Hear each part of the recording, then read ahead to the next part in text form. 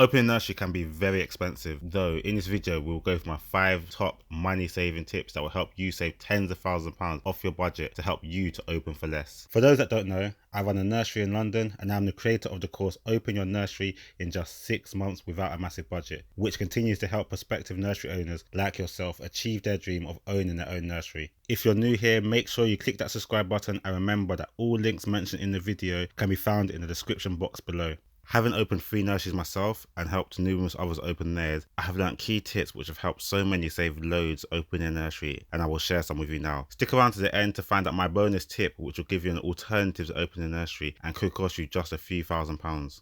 So my 5 top tips.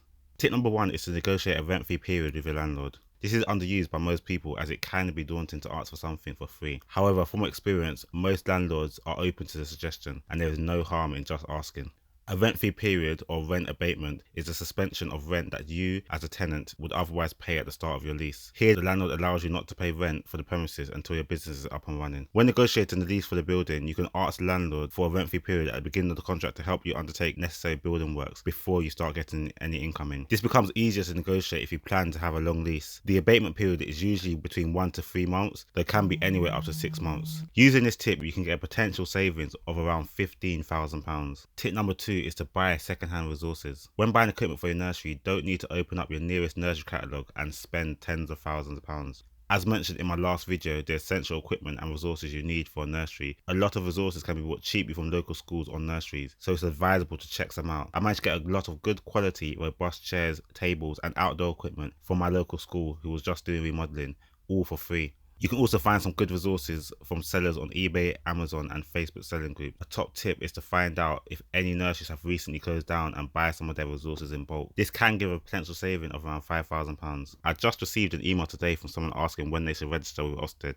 which is actually my 3rd tip. I suggest registering Ofsted as soon as you have your building. It is usually advised to wait until all your building work is done and you have all your equipment before registering with Ofsted. This is because when Ofsted do their registration visit, your building and nursery have to be completely ready as if you were ready to open the next day. The Ofsted can take up to 6 months to visit you once your application is complete. This could lead to a situation where you have to wait a whole 6 months paying rent, gas and electricity on a building just waiting for Ofsted. Therefore, I advise to register with Ofsted as soon as you get your building. This gives you the chance to complete all your building works whilst you're waiting for Ofsted to visit. A question might be asked, what happens if they visit and you're not ready? If this does happen, Ofsted gives you the opportunity to delay your application by up to 16 weeks. This should give you enough time to get the last bits of work done before they do visit. If there's anything that needs changing when you put your application through, it gives you a chance to do this without causing extra delay. This can give a potential savings of over £15,000. Tip number 4 is to do it yourself. Pay nothing for your recruitment, human resources, accounting and marketing. A lot of nurseries pay thousands per quarter for someone to manage their recruitment, human resources, accounting and marketing. Especially when you're starting up, if you have the time, you can save a lot of money doing it yourself. Most people don't because they lack the confidence. You may also be in a position. I was too when I first opened my nursery. However, once I learned how to do it, I realised how simple it was. If you take the time, which isn't too long, to learn these systems, you can save so much money, not just on your opening, but for as long as you run your business. I teach all of this on the full course, Open Your Nursery in just 6 months without a massive budget. It covers how to hire staff, how to pay HMRC, pay pensions, register your business and pay tax,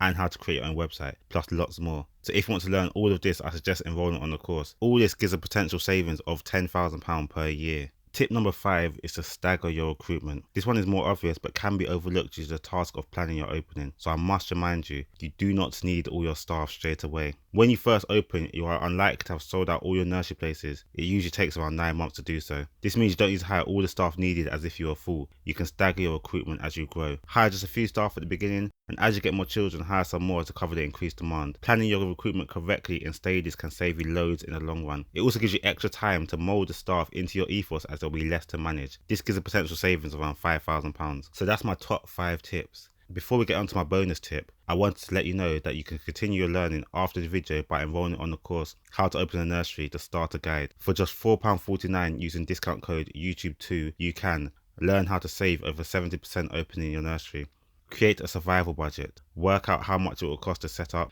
create a business plan, and learn more about the 7 steps to open. Please take a moment now to like and subscribe below, and let me know in the comments which was your favourite tip and if you'll be using any when you open. Now to my bonus tip. This isn't for everyone, but you can start your nursery from home. This is what I done initially, as I only had a few £1,000s to start my nursery, which just about covered buying resources. I simply converted my front room into my nursery, and I was lucky enough to have a garden in my house. Running a nursery from home is different to being a childminder. There are certain things you must do to differentiate yourselves. By being a nursery in your home, you follow the same guidelines as a nursery. This makes it easier to move to your own building when you can afford one, as you don't have to register under a new registration, and Ofsted will likely approve your application much quicker. If this is something you'd like to learn more about, make sure you subscribe and leave a comment below. So those are my 5 tips and the bonus. If you liked the video, make sure you hit a like. On the screen are some of my other videos. Make sure you check them out. Thanks for watching, and good luck on your dream and journey of opening your own nursery. God bless, and I'll see you on the next video.